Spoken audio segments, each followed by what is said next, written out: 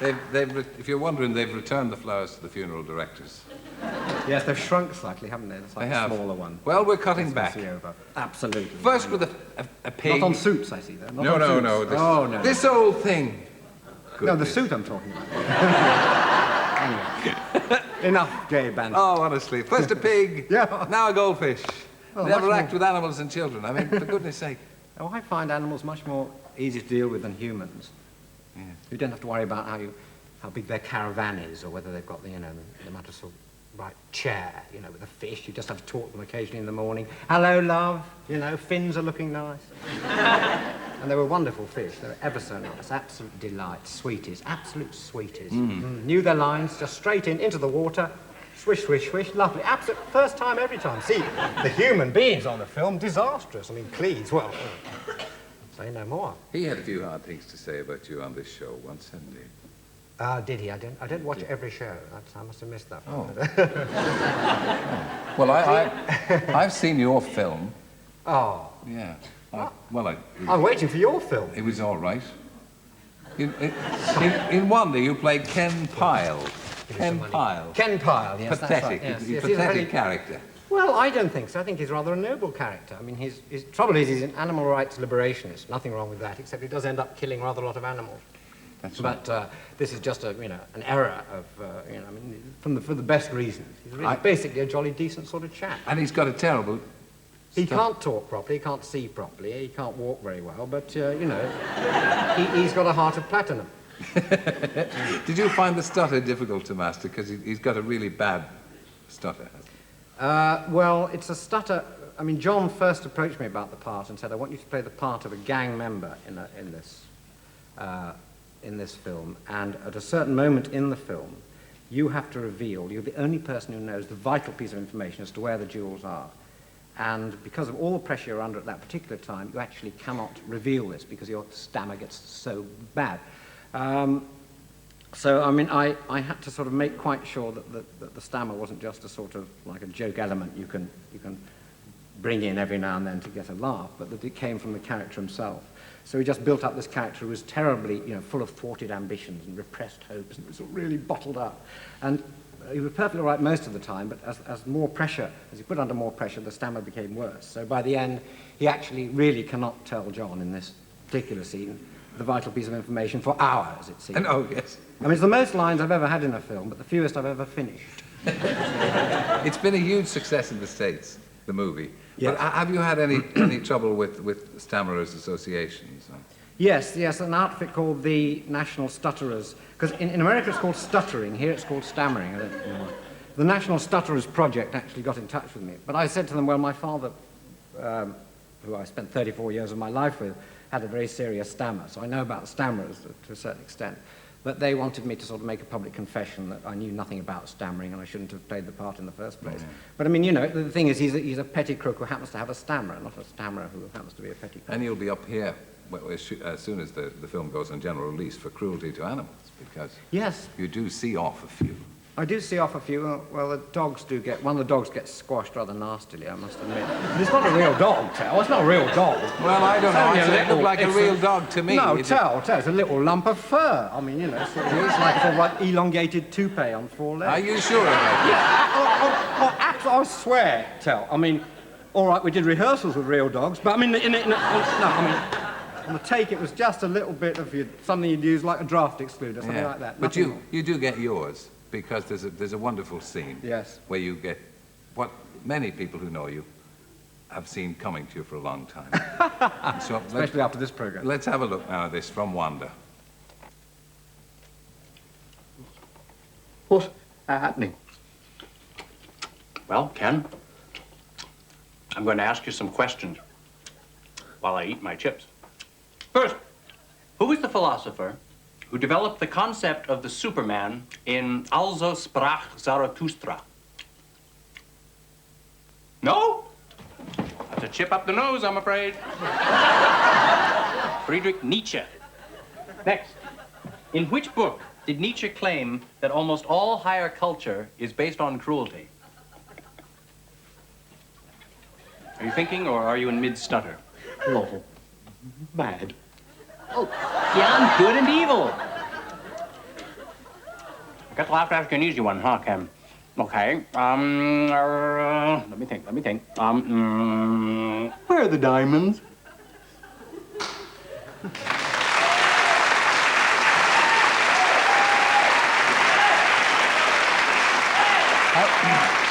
What was really distasteful about that is that second chip had tomato ketchup in it. Yes. How'd you get them to stay up there? It wasn't real tomato ketchup, it was stage blood, actually. Oh, was it? Well, the chips were, I mean, if you ever tried, and I don't advise people at home to do this straight away, putting chips up your nose, they'll just sort of crumple and curl and come out again. It's rather unpleasant, you know. So they made special chips. And in order to make them strong enough to actually go up my nose, I think they made them of some sort of granite substitute. So when they went up the nose, they actually almost cut into my nose. So they removed the chips and covered them in, and this is where it gets rather specific, so turn down the sound, covered them in Vaseline on the end. So these lumps of granite with Vaseline went up each nostril.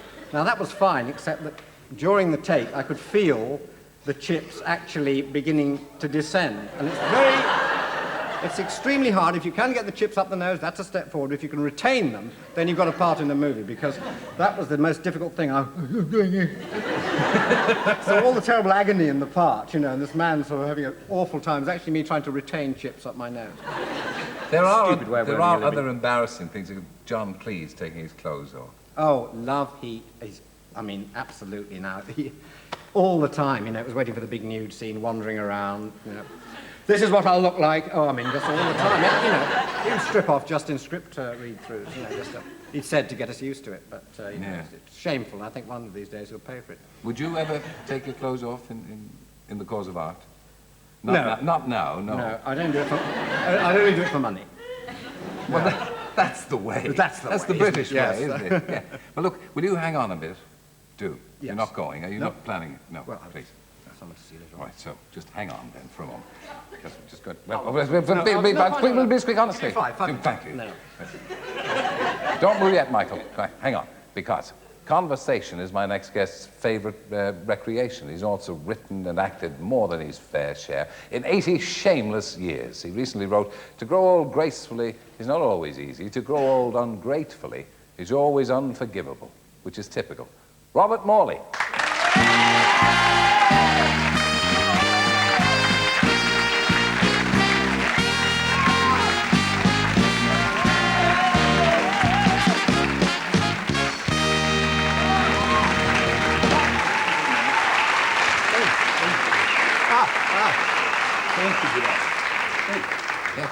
Not awfully comfortable. Why do television studios have to be so uncomfortable? Oh, nonsense. This is the height of luxury. Is it? Oh, it's just like my room at home, yes. Yes.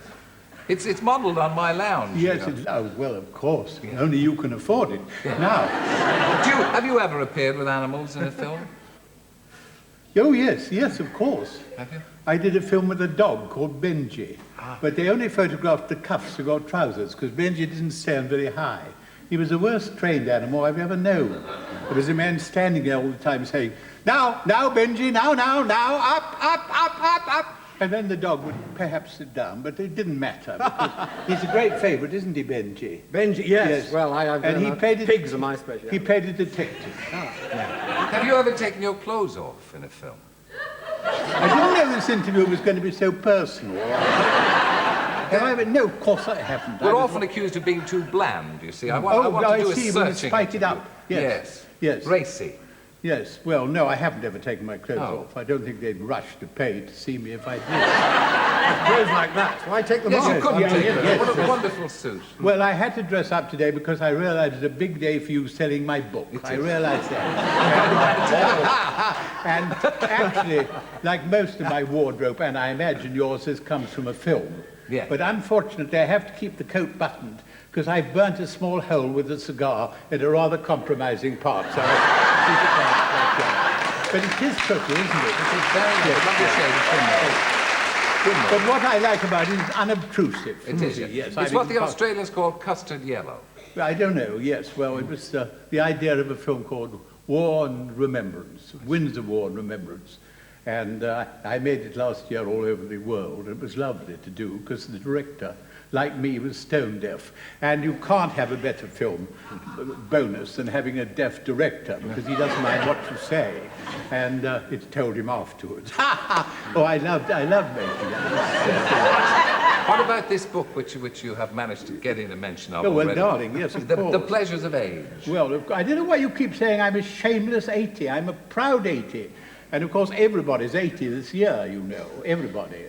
So our problem is going to be to get anyone to take an interest when we're 81, because 80 they like, you see. The grandchildren come over and there's a party, if you're willing to pay for it. And it was a lovely, lovely event. But 81, they say, oh, dear, is he still here? Oh, dear, you're not interested. You have to wait to be 100. But what are the pleasures of age? Oh, loving yourself, staying with yourself, watching yourself, never being impatient with yourself. That's very important. When you can't do up the button, you know, and other things like that, or you find it rather hard to go up the stairs. How I long to install one of those lifts that glide up that you see in the ads, with a lady clutching a handbag. Wouldn't you like that? I've got one. My mother has one Oh, of those, but no, she won't use it. She thinks Did it she might get a sort of discount? You must send her tell to me the about it. Oh, well, Yes, yes. well, maybe you could use it, because she doesn't, you know. She's, Well, I could pop in and say, well, it wouldn't be quite in the right house, would it? I don't I'm sure she'd be delighted. That's not very practical. But the thing about being old is it's a wonderful time. It's the best time for being old that ever has been. I mean, how they managed before television and all those delicious cooked dishes at Marks and Spencer's. I know we shouldn't advertise. Well, let's say Sainsbury's, to be fair. But I mean, they're all so.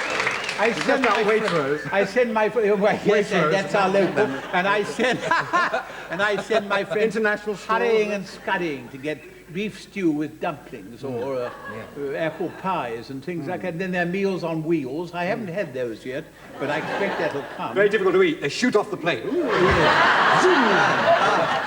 And reduced fares on the bus, no fares on the buses, and as long as you go at unsocial times, and nice reductions on rail. Oh, and people realise we're in the ascendancy now because nearly everyone's getting very old indeed, and they'll have to look after us even better now. I mean, there's concern for the aged and all those things. Well, it's because you have the boat, you see, because so many people are getting old and there's so few young people. The parties are going to want your Yes. vote. This is really what they're after. Well, yeah, I'm a member of the Labour Party, like that darling lady you had on earlier. And of course, our votes don't count much in Berkshire, although we struggle to the polls unless we compare. And we shall come back one day, but I don't suppose in my lifetime. But I hope we will.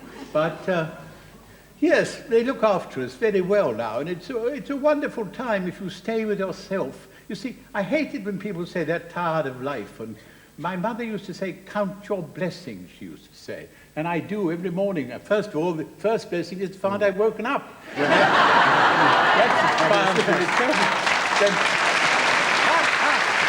Then, of course, there are all the papers.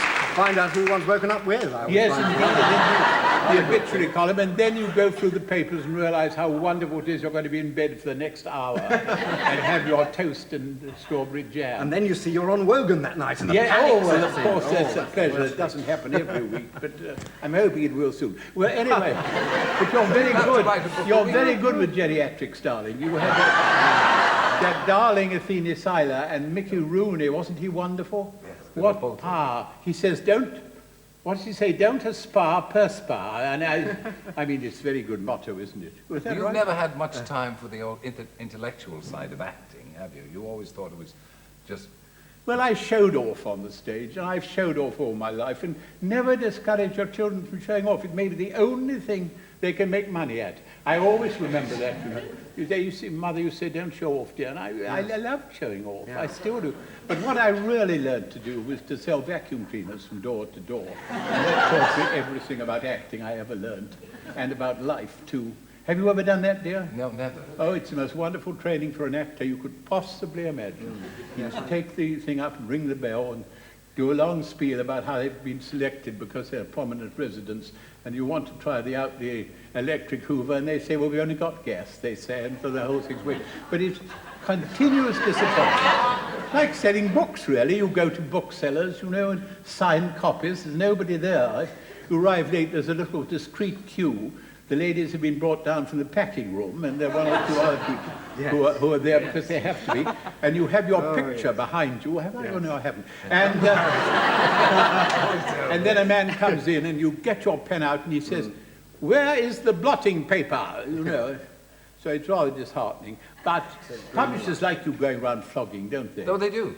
I mean, we're walking billboards and no expense to get with the bill sticker To to line put it up. their pockets. But I love it. You see, I love selling things. And I love coming on your show. It's very dear of you to have me. We're delighted to You're have my you. dear. We're delighted to have Michael, and I hope when you become an octogenarian, you'll come and join us again. I will, I will, I shall. Oh, you'll come I shall before shuffle that, on, Michael, I when know. you have your Oh, next no, you film won't. release. Yes, I know. I think that was a hint there, you know. There's going to be a 40-year break before Well, the what next about one. John Cleves? He's wonderful, isn't he? Yes. Clever as yes, paint. he's very good, yes. Just had the grace to stop being a genius. Yeah.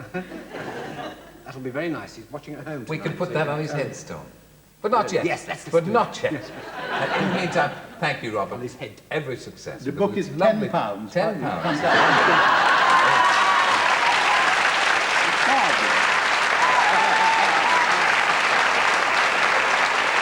And seats for a fish called Wanda are competitively priced. Absolutely, yes, yes. £10, it can be in the film.